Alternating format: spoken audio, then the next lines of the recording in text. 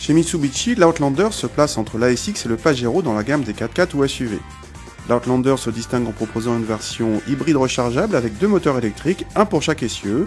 L'Outlander PHEV comme Plug-in Hybrid Electric Vehicle est donc un 4x4 qui peut rouler dans les chemins de traverse uniquement à l'électricité pendant 50 km selon Mitsubishi. La partie thermique est assurée par un 2 litres essence de 120 chevaux.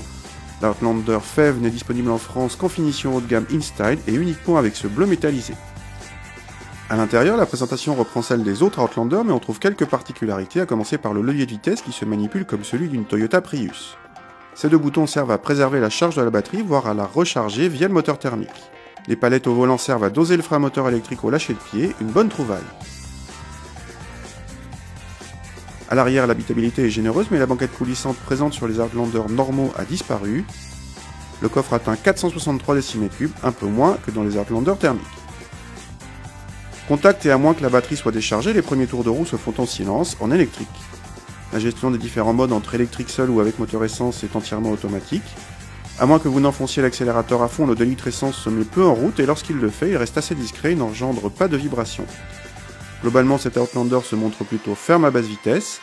Sur route, on sent un poids élevé qui pénalise le dynamisme. Cet hybride dépasse 1800 kg, soit 400 kg de plus que la version essence.